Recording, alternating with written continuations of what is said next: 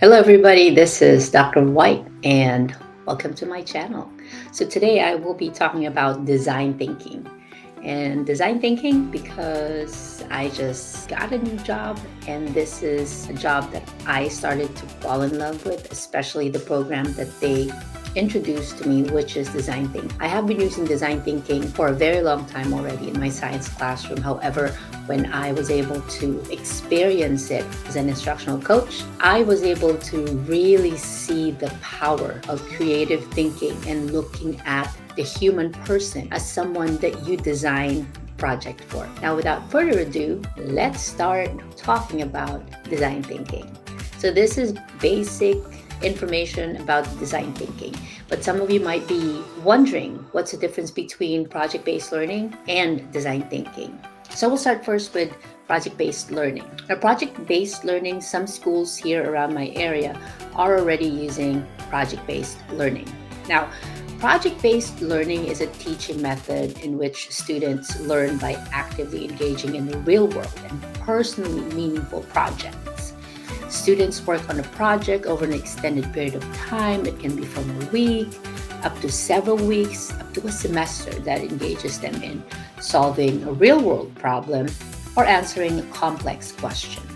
They demonstrate their knowledge and skills by creating a public product or presentation for a real audience.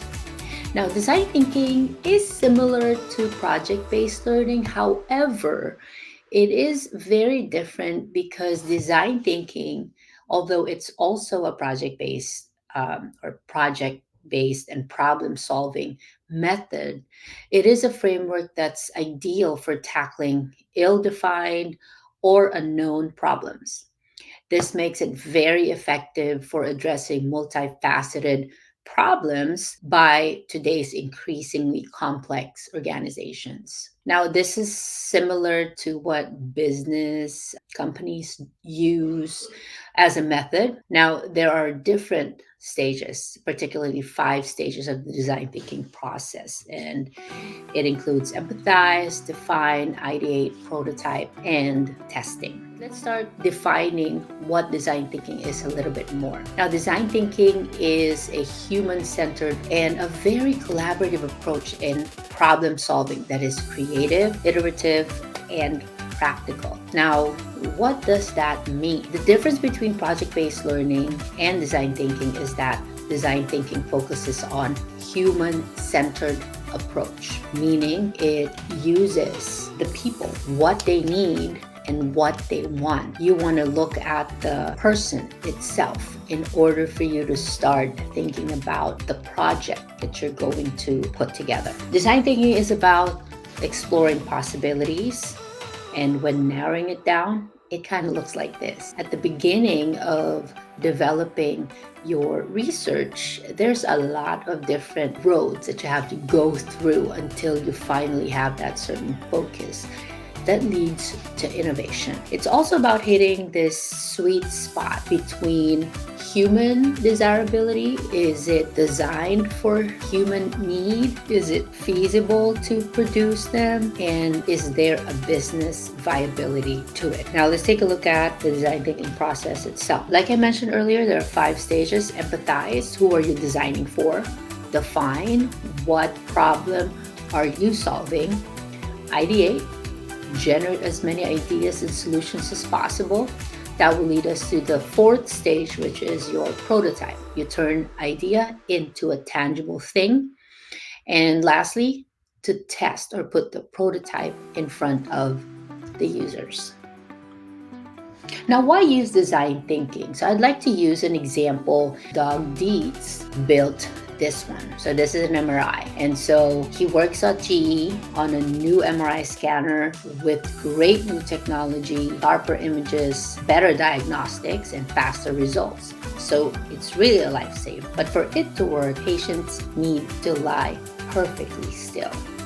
Now, the problem is children were terrified of the MRI and needed sedation to use it. This made process slower, more expensive, and risky while giving them a very terrible experience. Now, thousands of MRI already made. It's already there, installed at hospitals. What now? So Doug thought of a way on how you can make the patient lie still perfectly, okay, but with some iteration with how an MRI would look like. So as you can see over here, there's a lot of drawings making it more inviting for the kids. And the solution is viable because it didn't impact the production and logistics of the MRI and saved hospitals resources.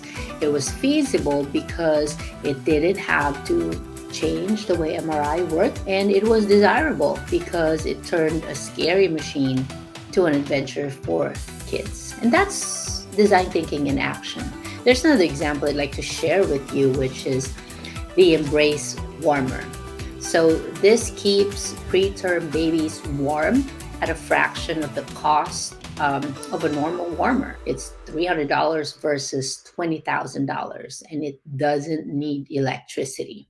So the team working on the problem could have shaved off a couple of $1,000s by reducing the parts or buying secondhand incubators. But after traveling around India for a month, they realized that it wouldn't be close to enough and came up with something completely new and innovative, which is the Embrace Warmer. Now, let's take a look at the process that they went through as they think about this innovation and solution. So the first one is empathize. So what is empathy?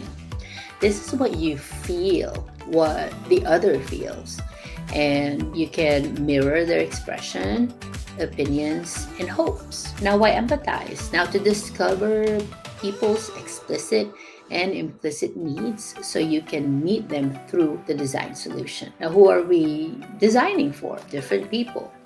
People with disabilities, everyday person, go to work, ride a public transportation, students, people that needs better way of living. So these are the type of people that we're designing it for. When you undergo this process of empathize, we use what we call a user persona. So here's an example of a user persona. Meet Kathy. She's 67 years old and she has arthritis in her hand. Now she does knitting, sewing, and cooking. What her needs is she needs ways to get through her day without pain. Now, in empathy phase, you use what we call an empathy map. Now, the empathy map paints a picture of your end user or your person that you are relating with the problem. And the empathy map includes what the user says, thinks, does, and feel. Here's an example of what I wrote on what Kathy says. I wish I could still sew as much as I wanted. She thinks, I wonder if there's a tool that can still help me continue sewing. And because of her pain, she does watch sewing videos and techniques to pass the time because she can't sew for so long. And sometimes she said she feels frustrated when my arthritis starts to flare up when I sew. So if you look at these, this is basically some assumptions that you could think about the user's experience. So it can also be drawn through interview by forming interview questions, especially if the person can be interviewed. And sometimes we refer to these individuals as community partners. We are their partners in making sure that we provide solutions that's based on their needs. You will focus on the user's goal. In this case, Kathy needs an easy-to-use help or tool to help them with delicate tasks such as the sew. So usually your group mates will have to go brainstorm about what are those assumptions using the empathy map, and then you present it with your team. And from that point, when your team made those assumptions, that will lead us to defining our problem, which is our second step. Why? Because you want to explore the opportunities by looking at things differently, guide innovation efforts, and make sure we've identified something worth working for. Now, based on what we've collected so far on our map, or the user persona, we wanted to develop what you call a point of view. Now, you will draw the point of view from the insights on your empathy map about what the user needs. Now, for the purpose of this webinar, I want to give you the point of view statement itself, which is this one. Kathy needs an easy-use tool to help with some delicate tasks. In particular, she's looking for something that will help her continue sewing pain-free when she's sewing. Now, with that in mind, in order for us to elevate this point of view statement, we will define what we call the how might we state. So this is the sentence frame that you would usually use. How might we blank to blank sew that? And this is how you would want to form it based on the point of view statement, which is this one. How might we assist Kathy to sew without experiencing pain so that she would continue doing what she loves? So this is our how might we state. Now, because we wanted to use this how might we statement in developing potential solutions, then we can move forward with the third phase. But before we do that, in the classroom, students usually work in teams and would have to vote and come up with different potential how might we statements. So it's not just one student who would want to form this how might we statement, but it can be several in the group to be able to come up with the best how might we statement. Because you already have developed the how might we statement, this will lead us to start thinking about ideas, which is the third step, which is your ideate step. Ideate means to generate as many possible solutions to a problem. Why? You wanted to generate maximum innovation potential in a short amount of time and incorporate different perspectives, which builds excitement, and all ideas are welcome. And sometimes these ideas can be illustrated through a sketch, and I'll show you some examples that I put together based on our how might we statement, which is this one. So I did use Canva on this one. So if you notice, the first glove is pretty much on sensors and also some massaging features.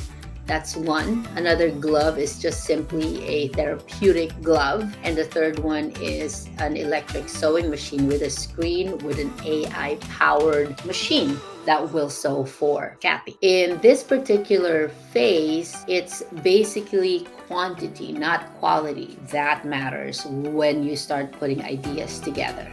The only job that the team needs to do in this phase is to produce as many ideas as possible, and how you can be able to curate from those several ideas. Again, the group needs to have a consensus on which idea would be the best.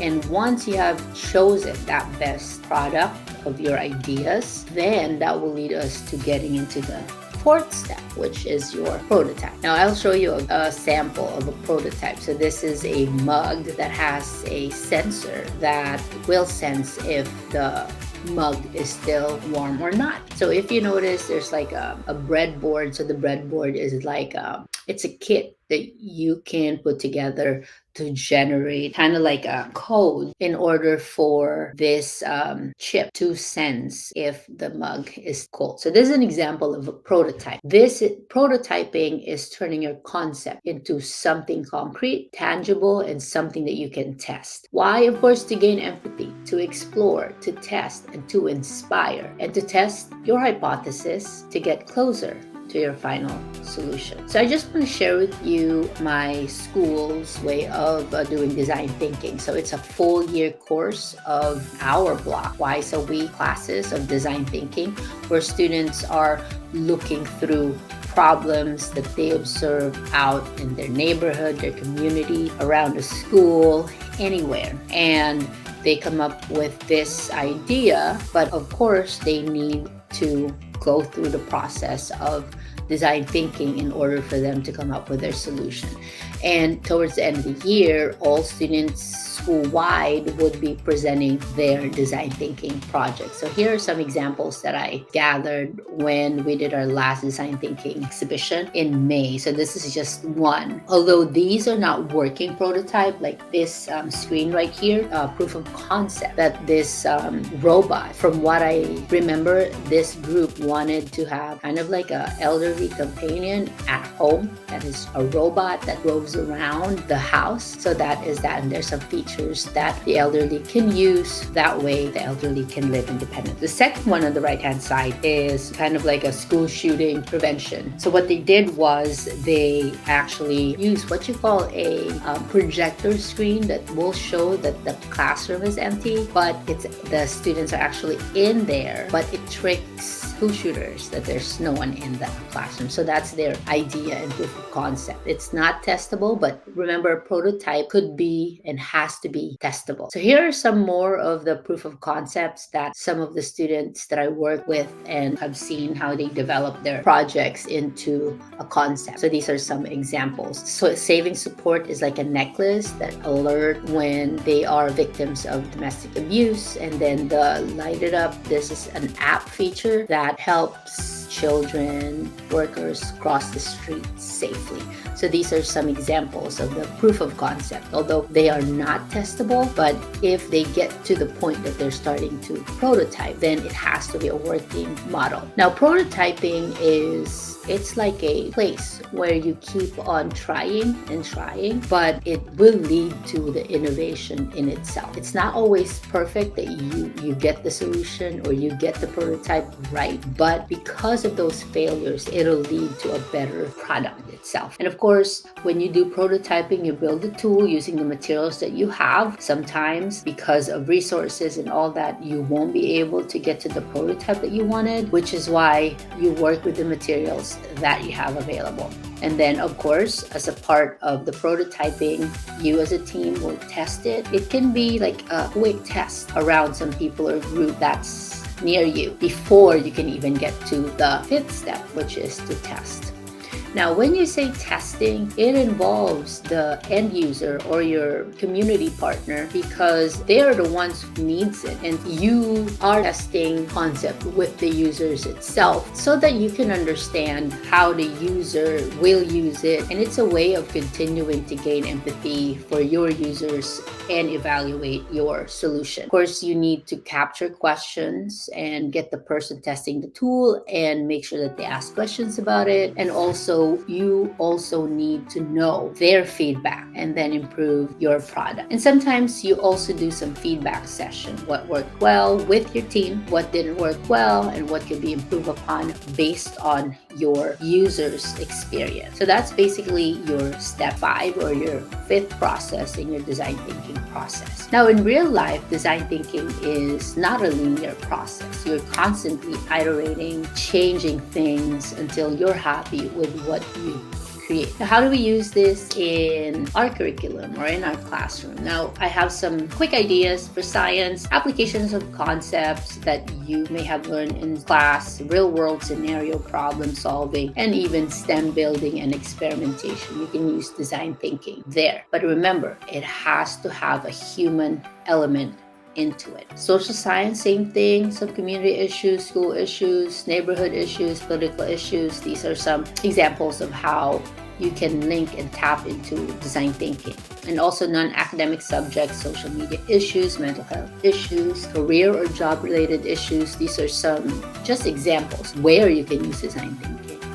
Now, I wanted to share this last part, some of the different teacher practices that develop student mindset that we need to make sure that our students understand that failure is okay because it builds resilience, that we need to push our students to the next level so that they'll be ambitious, to be a co-learner because showing them that you're also willing to learn actually helps them become more curious about the world. Same with let them take the wheel because it develops student agency, also leaving room for more exploration because the more you explore, the more creative you can be. And lastly, to challenge their assumptions. When they have assumptions, assumptions and you start challenging their assumption, it actually develops their empathy towards their user. Now, I hope you learned something about the design thinking process. I will see you again next time for another topic, and I will see you next time.